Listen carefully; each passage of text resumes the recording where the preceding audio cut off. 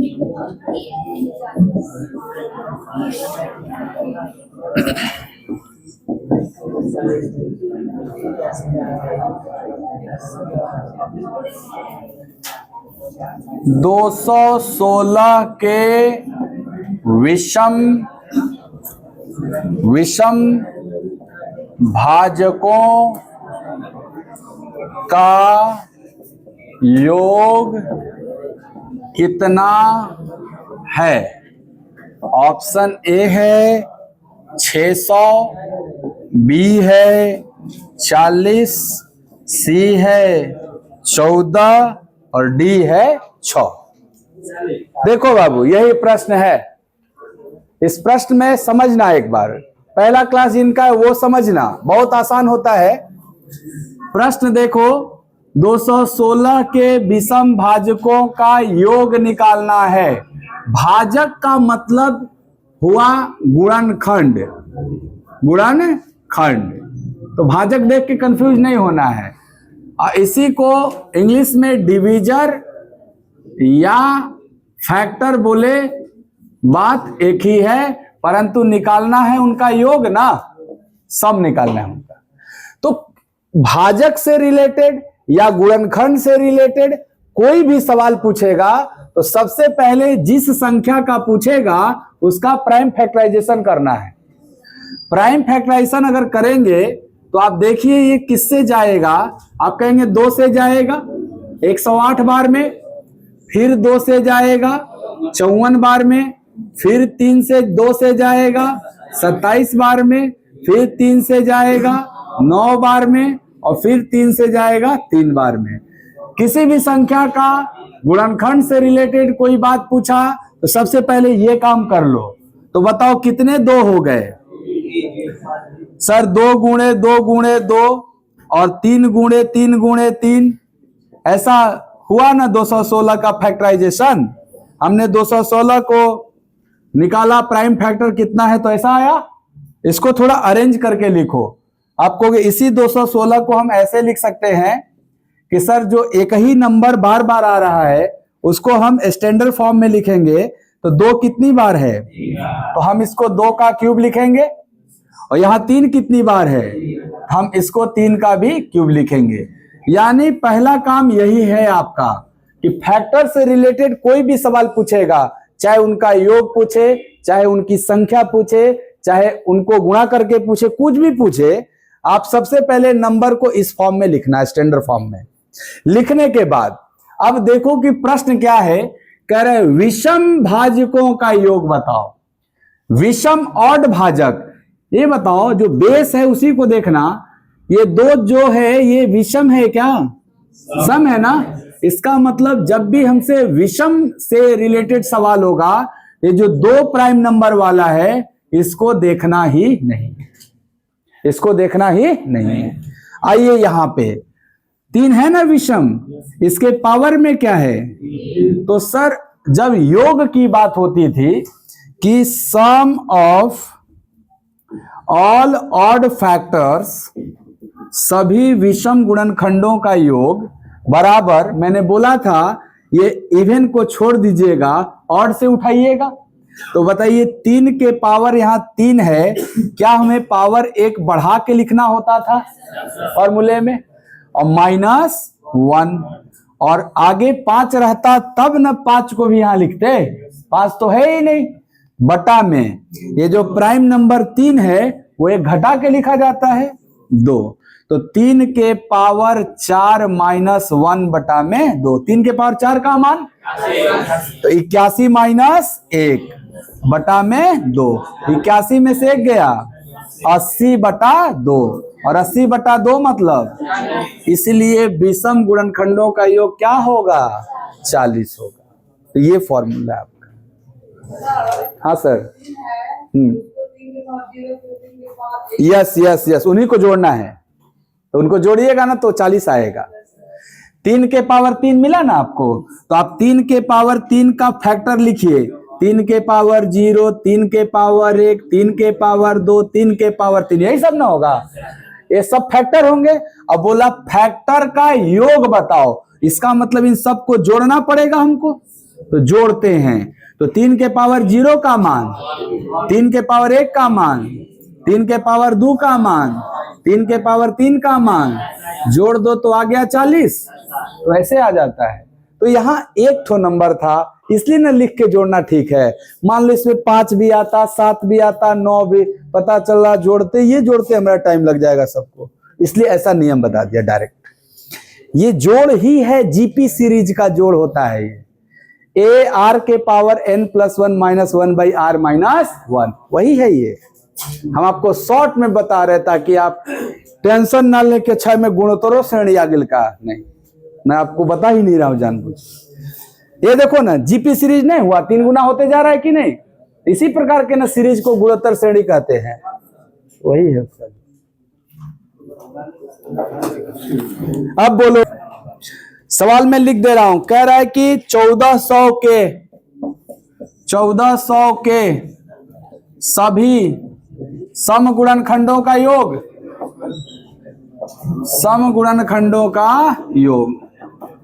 अब आपको ध्यान होगा तो एक बात बता रहा हूं, यहां देखना कि कोई संख्या n था, 2 के पावर a, 3 के पावर b, 5 के पावर c, 7 के पावर d टाइप का अगर उसका प्राइम फैक्टराइजेशन हुआ तो इसमें समगुणनखंडों का योग, समगुणनखंडों का योग निकालने के लिए सर हमने फॉर्मूला बनाया था कि पहला जो सम वाला नंबर है ये 2 के पावर a+1 - 2 हो जाता था। बाकी सब ज्यों का त्यों, 3 के पावर b+1 - 1, 5 के पावर c+1 - 1, 7 के पावर d+1 - 1, और बेस सब एक कम हो जाएगा।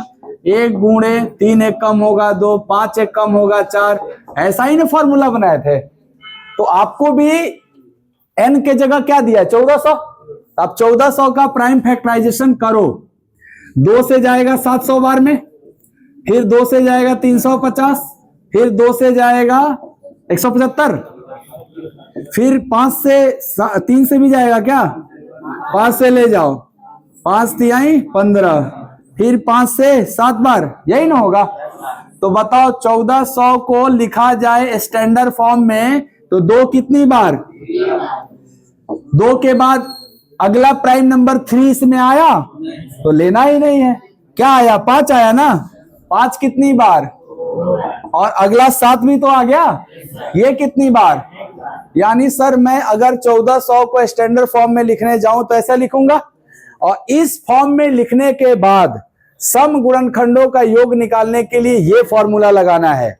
क्या इसमें 2 है, हाँ सर 2 वाला में पावर 1 बढ़ा, देखो a था तो 1 बढ़ा दिया ना, और घटाया क्या 2। तो जब मैं इसके समगुणनखंडों का योग लिखूंगा, समगुणनखंडों का योग लिखूंगा, तो पहला जो प्राइम नंबर 2 है इसके पावर को 1 बढ़ाएंगे तो 4 न बन जाएगा, और घटेगा 1 की 2। सर खाली पहला ब्रैकेट में ही 2 घटता है, बाकी सब में तो 1 घटता है। यहां 3 नहीं है तो 5 है, 5 वाला लिखो। 5 के पावर क्या है, तो क्या लिखेंगे, 1 बढ़ा के 3 ना, और -1। 7 के पावर क्या है, तो क्या लिखेंगे, बढ़ाना है ना पावर 1 और -1।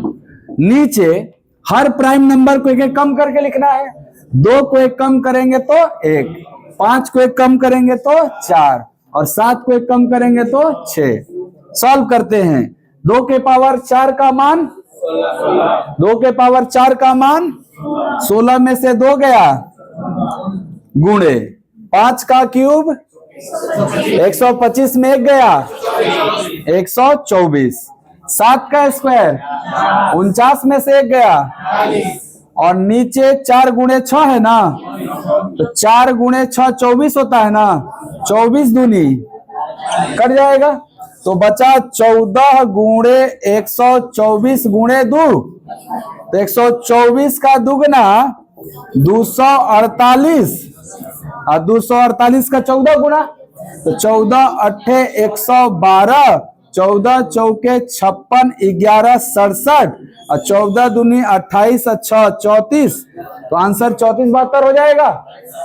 तो वैसे करना आपको आया था, बहुत अच्छा। कि कितनी संख्याएं होंगी जिनके केवल 3 गुणनखंड।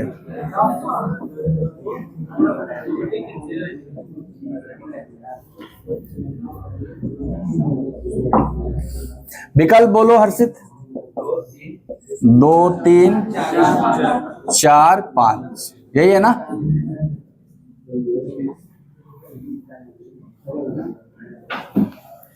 चलो, ये बहुत अच्छा कॉन्सेप्ट वाला सवाल है।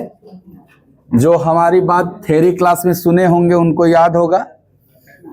फिर से हम बता दे रहे हैं। आपका क्लास छूट गया होगा तभी आपको ये समझ में आ रहा है, हम फिर से बता रहे हैं। पहले प्रश्न समझिए। एक अंक की संख्या की बात हुई है, एक अंकों की संख्या की बात हुई है। आप कहोगे सर एक अंकों की जो टोटल संख्याएं होती हैं वो 1 से लेके 9 तक, कुल संख्या 9 गुना होता है 1 से लेके 9 तक। परंतु हमसे टोटल नंबर नहीं पूछा है, हमसे बोल रहा है वो संख्या बता दो जिनके केवल 3 गुणनखंड हैं। आपको मैं बताया था किसी भी प्राइम नंबर का जो स्क्वायर होता है उसका ऑलवेज 3 ही फैक्टर होता है। जैसे कोई एक प्राइम नंबर p है ना, और इसका स्क्वायर कर दिया, प्राइम नंबर p का स्क्वायर कर दिया, तो इसके पास 3 गुणनखंड हैं, एक p और p स्क्वायर, जहां p क्या है, एक प्राइम नंबर है, अभाज्य संख्या। p क्या है, प्राइम नंबर, अभाज्य संख्या। तो मैं आपको स्टेटमेंट बेस भी बोला था कि इस पे स्टेटमेंट बेस सवाल बन सकता है कि यदि p एक अभाज्य संख्या है तो p स्क्वायर के कुल कितने गुणनखंड होंगे, तो आप कहोगे हमेशा 3 गुणनखंड होंगे। कोई पूछा कौन कौन होगा, तो आप कहोगे 1, p और p स्क्वायर। भाई ये p स्क्वायर 1 से भी कटेगा, p से भी कटेगा और p स्क्वायर से भी कटेगा। तो इनको भी तो एग्जैक्टली 3 ही फैक्टर चाहिए। अगर एग्जैक्टली 3 फैक्टर चाहिए तो आप बताओ किसी भी प्राइम का स्क्वायर करने पे 3 ही फैक्टर होता है। तो 2 एक प्राइम नंबर है, 2 एक प्राइम नंबर है, और इसका स्क्वायर कर दूं तो इसके पास भी 3 फैक्टर होंगे, 1, 2, 4। 3 भी एक प्राइम नंबर है, तो 3 का स्क्वायर कर दूं तो क्या 1 डिजिट का है ना 9, इसके भी 3 फैक्टर होंगे, 1, 3 और 3 का स्क्वायर 9। एक अंकों की कितनी संख्या होंगी जिनके केवल 3 गुणनखंड होंगे। ये जो 4 है, जो 9 है, ये सब एकक अंक का ही ना है। अब अगला अगर लेना होगा प्राइम नंबर तो 5 लेना पड़ेगा, और 5 का स्क्वायर क्या होगा, 25। वो एक अंक का है कि 2 अंक का है, तो क्या वो मेरे एक अंक वाले संख्या में काउंट होगा क्या? 25 के ना 3 फैक्टर होंगे, अब 25 2 अंक का ना हो गया, तो क्या मेरे पास केवल ऐसे 2 ही नंबर हैं? कौन कौन? 4 और 9, जिसके केवल और केवल 2 फैक्टर होंगे। आ रहा है समझ में बात? तो आंसर क्या लगेगा? A option. एक बार थोड़ा सा क्रॉस चेक करते हैं कि सर एक अंकों की कुल संख्या 1 से लेके 9 तक होता है। आओ थोड़ा सा क्लैरिटी लो एकदम पूरे सवाल का। ये होता है 1 के केवल एक ही फैक्टर ना, 2 के पास 1 और 2 2 फैक्टर, 3 के पास 1 और 3 फैक्टर, 4 के पास 1 2 और 4 फैक्टर, 5 के पास 1 और 5 फैक्टर, 6 के पास 1 2 3 6 फैक्टर, 7 के पास 1 और 7, 8 के पास 1 2 4 8, 9 के पास 1 3 9। बताओ 3 फैक्टर वाला 9 और 4 ही ना साबित हुआ। तो मैं ये स्टेटमेंट ही पढ़ा दिया कि कभी भी प्राइम का स्क्वायर करोगे तो केवल 3 फैक्टर आएगा। तो बताओ 1 से लेके 9 तक में कौन प्राइम नंबर का स्क्वायर है जो 1 डिजिट का है? आप कहोगे 2 का स्क्वायर 4 भी 1 डिजिट का है, और 3 का स्क्वायर 9 भी 1 डिजिट का है, लेकिन 5 का स्क्वायर 25 तो 2 डिजिट का हो जाएगा। मुझे तो एक अंकों की न संख्या चाहिए, तो क्या केवल एक ये 4 और 9 लेंगे बस? तो कितनी ऐसी संख्याएं हुई? ऑप्शन कौन सा होना चाहिए? क्लियर हुआ? आपको ये लग रहा था कि 2 ले लो, 3 ले लो, 5 ले लो, 7 ले लो, 4 गो प्राइम नंबर आ गई। तो बताओ मेरे भाई 5 का स्क्वायर तो 25 न हो जाएगा। हमको 2 अंक का नहीं लेना है, 1 के अंक का लेना है, इसलिए 5 और 7 नहीं होंगे। अच्छा ऐसा नहीं, इसका करेक्ट आंसर होना चाहिए ऑप्शन ए। संख्या होगी जिनके केवल 3 गुणनखंड हैं। ऐसे ही सवाल है ये भी। कह रहे 2 अंकों की कितनी संख्या हैं जिनके केवल 2 की 3 केवल 3 गुणनखंड होंगे। जैसे ही देखा करो केवल 3 गुणनखंड दिया है ना, तुरंत प्राइम का स्क्वायर होना चाहिए, क्योंकि प्राइम नंबर p के स्क्वायर के पास ही केवल 3 गुणनखंड होते हैं। बाकी के पास या तो 3 से ज्यादा होते हैं या तो 3 से कम। देख लो ऑप्शन बोलो बाबू, इसका क्या क्या दिया है? 3, 2, 5, 4 ऐसी है। तो हम ये बोलना चाह रहे हैं ना, कभी भी केवल 3 गुणनखंड की बात होगी तो आपको प्राइम का स्क्वायर सोचना है। क्या सोचना है? प्राइम का स्क्वायर, कि प्राइम नंबर का स्क्वायर का ही ना केवल 3 गुणनखंड होता है। लेकिन कंडीशन भी देख लेना, क अंक का चाहिए? 2 अंक का चाहिए। इसका मतलब 5 से शुरू होगा। 5 एक प्राइम नंबर है तो उसका स्क्वायर 2 अंक में आ गया ना 25। तो आप कहोगे सर 5 का स्क्वायर एक नंबर होगा, एक नंबर होगा 5 का स्क्वायर, जिसके पास कितने गुणनखंड? कौन कौन? 1, 5, 5 स्क्वायर। 7 का स्क्वायर 1 होगा, क्योंकि 7 भी प्राइम नंबर है ना। 7 का स्क्वायर 49 है ना हुआ। 49 2 अंक का ही है ना है आपका। सर 3 स्क्वायर क्यों नहीं लिए? क्योंकि 3 स्क्वायर 9 तो 1 अंक का हो जाएगा, हमको 2 अंक का चाहिए। 7 के बाद अगला प्राइम नंबर 7 के बाद अगला प्राइम नंबर, और 11 का स्क्वायर, सर 11 का स्क्वायर 121 हो जाएगा। क्या वो 2 अंक का होगा? तो ये नहीं चलेगा, क्योंकि 3 अंक का हो गया। तो कौ गो संख्या मिला? Option number B. 2 गो संख्या है। कोई बोलेगा कौन कौन? तो कहना 25 और 49। मान लो ये प्रश्न पूछ दिया कि वो दोनों संख्याएं कौन हैं, तो आप कहोगे पहली संख्या 25 और दूसरी 49। 25 के भी 3 गुणनखंड और 49 के भी 3 गुणनखंड। क्लियर हो रहा है? भारी हो रहा है? डाउट है? अच्छा 9 ले लिया नीतीश। अरे ये प्राइम नंबर है भाई, अभाज्य संख्या। 9 अभाज्य संख्या है, तब 9 का स्क्वायर नहीं ले सकते। चलो टाइप 3 कंप्लीट। ये कितने लोग का सही था? हाथ उठाओ। ठीक है, देखना 60 के सभी गुणनखंडों का औसत पूछा है।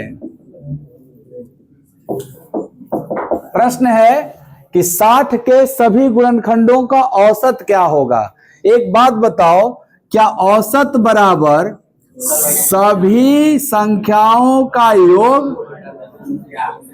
योग अब बटा में संख्या होता है ना, तो इसी पे आपको एवरेज निकालना है। यानी कि सर हमको ये चाहिए कि 60 के सभी गुणनखंडों का औसत के लिए हमको सभी गुणनखंडों का योग ऊपर लिखना होगा। सभी गुणनखंडों, देखो गुणनखंडों का औसत चाहिए तो गुणनखंडों का योग, संख्याओं का औसत चाहिए तो संख्याओं का योग, लड़कों का औसत चाहिए तो लड़कों का योग। तो गुणनखंडों का योग ऊपर और नीचे गुणनखंडों की संख्या ना, सभी गुणनखंडों की संख्या। चलो ये दोनों निकालने का फॉर्मूला सीख चुके हो आप। आपको ये कोई भी नंबर होता है, सबसे पहले हम इसका प्राइम फैक्टराइजेशन करते हैं। 2 से जाएगा 30 बार में, 2 से जाएगा 15 बार में, 3 से जाएगा 5। तो 60 को लिखेंगे 2 कितनी बार? 2 बार। 3 कितनी बार? 5 कितनी बार? जब किसी नंबर को इस फॉर्म में लिख देते हैं तो हम योग भी निकाल लेते हैं और संख्या भी निकाल लेते हैं। योग के लिए पैटर्न था कि सबके पावरों को एक एक बढ़ा के लिखना था। तो 2 के पावर 2 को लिखना है 2 के पावर 3 - 1, 3 के पावर 1 को लिखना है 3 के पावर 2 - 1, 5 के पावर 1 को लिखना है 5 के पावर 2 - 1, और बटा में सबको एक एक कम करके लिखना है 1 2 4 ना। तो इतनी जो बात हुई ये तो योग हुआ। अब देखो बटा में सबकी संख्या भी लिखना है। तो संख्या लिखने के लिए नियम क्या था? सर सभी पावर को एक एक बढ़ा के गुणा कर दिया जाए। तो जो 2 है वो 2 + 1, 1 + 1 और 1 + 1, ऐसी ना नियम था। चलो सॉल्व करते हैं। 2 का क्यूब 8 - 1 7, 9 - 1 8, 25 - 1 24, और नीचवा 1 दूनी 2 चौके 8 ना। अब बड़ी वाली लाइन है ये आपकी, इसके नीचे 2 1 1 1 और 1 1, ये 8 से 3 बार में, तो ऊपर आ गया 7 × 8 × 3, और नीचे बच गया 3 × 2 × 2 ना। 3 से 3, 4 दूनी के 8, 7 दूनी के, तो आंसर क्या होगा? तो जिस विकल्प में होगा वो टिक कर लेना अपना, आंसर 14 आ जाएगा। समझ गए औसत वाला? बहुत अच्छा। वो दोनों अलग अलग सीखे थे, दोनों को भाग। अगर हमको कुछ नहीं बुझा रहा तो मार देंगे तुक्का। ये तुक्का इसलिए मार दिए क्योंकि इनमें एक को क्यूब नंबर दिख रहा है 12 का। पावर ओवर से लेना देना था कि नहीं? गुणनखंडों के गुणनफल का फॉर्मूला लिखाया था नंबर के पावर टोटल फैक्टर का आधा। तो जब पावर में कुछ आएगा तो सर वो स्क्वायर नंबर होगा या क्यूब नंबर होगा या फोर्थ नंबर होगा। तो दिया गया एक ही ऑप्शन में क्यूब नंबर दिख रहा था, इसको बोलते हैं तुक्का। अब ये सही है, हो भी सकता है, गलत भी हो सकता है। आओ चेक करते हैं। आपको के क्वेश्चन है 12 के सभी गुणनखंडों का गुणनफल, प्रोडक्ट ऑफ ऑल फैक्टर। मैंने आपको बताया था प्रोडक्ट ऑफ ऑल फैक्टर का formula, product of all factor का फॉर्मूला क्या होता था? सर नंबर यानी संख्या के पावर टोटल फैक्टर का हाफ, टोटल फैक्टर बाई 2। इसी को ना लिखे थे गुणनखंडों का आधा। चलो नंबर क्या है? 12। तुम यहां 12 लिखोगे संख्या के जगह पे, और इसके टोटल फैक्टर कितने होंगे उसका आधा लिखना है। तो 12 का टोटल फैक्टर इतना छोटा नंबर है कि आपको दिखेगा 2 से 6, 2 से 3। तो 12 जो है वो 2 स्क्वायर × 3 के पावर 1 है, और टोटल फैक्टर निकालने के लिए पावरों को एक एक बढ़ा के गुणा करते हैं ना। तो ये पावर 2 है, 1 बढ़ेगा तो 3, 1 बढ़ेगा तो 2, 3 दूनी के 6। तो क्या 12 के टोटल फैक्टर 6 होंगे? तो यहां मुझे टोटल फैक्टर लिखना है कि टोटल फैक्टर बाई 2? तो 6/2 ना। तो क्या ये 12 6/2 मतलब 3 हो गया ना। अब 12 का क्यूब 1728 होता है, इसलिए मैं बोला तुक्का मार दो, क्योंकि क्यूब नंबर एक ही दिख रहा था। समझ में आ गया? चलो और कुछ पूछना है इसमें? 5 नंबर 5 में दिख। टाइप 5 का 1। चलो टाइप 5 का है 8 के पावर 10 × 9 के पावर 7 × 7 के पावर 8 में कुल अभाज्य गुणनखंडों की, में कुल अभाज्य गुणनखंडों की संख्या, यही है ना। बहुत ध्यान से देखिए, विकल्प भी दिया हुआ है। सर दिया है 45, 54, 52 एंड 65। बहुत आसान होता है। मैं आपको एक बात बोला था कि कभी भी फैक्टर से रिलेटेड कोई सवाल आएगा तो आपको संख्या का प्राइम फैक्टराइजेशन करना है। ये n के जगह पे दिया हुआ है ना, इसका प्राइम फैक्टराइजेशन करो तो आप कहोगे सर इसका प्राइम फैक्टराइजेशन का मतलब होता है ये जो बेस में है वो सब प्राइम नंबर होना चाहिए। तो ये 7 तो प्राइम नंबर है, बट 9 प्राइम है, 8 प्राइम है, इसको कन्वर्ट करना पड़ेगा। तो 8 को लिखते हैं 2 के पावर 3, इसके पावर में 10 है। 9 को लिखते हैं 3 स्क्वायर और इसके पावर में 7 है, और 7 के पावर 8 तो एज इट इज ऐसी रहने दो। बताओ 2 के पावर 30, ब्रैकेट हटता है तो ये दोनों पावर आपस में गुणा हो जाते हैं। तो ये बन गया 2 के पावर 30, ये बन गया 3 के पावर 7 दूनी के 14, और ये है 7 के पावर 8। क्या अब सारे बेस प्राइम नंबर हो गए? इन्होंने बोला कुल अभाज्य गुणनखंड बताओ, तो पावर ही तो उनकी संख्या होती है, तो सबको जोड़ लो पावर, ये टोटल प्राइम नंबर हो जाएंगे। तो 30 प्लस 14 प्लस 8, तो टोटल प्राइम फैक्टरों की संख्या इज इक्वल टू 2 के पावर क्या है 30, तो वो लिख लेना, प्लस 3 के पावर 14 लिख लेना, और ये 8, यानी पावर ही उनकी संख्या है। पावर का मतलब क्या? उनकी संख्या। अब बोला कुल संख्या बताओ, तो सब जोड़ लो, क्या आएगा 52, तो तुम्हारा कौन सा ऑप्शन हो जाएगा? कितना आसान है ये, बस इसके बाद खाली पावर जोड़ देना, आंसर हो जाएगा। किसके लिए? अभाज्य गुणनखंडों की संख्या के, अभाज्य गुणनखंडों की संख्या के। क्लियर? बस आज इतना ही, इसके आगे कल।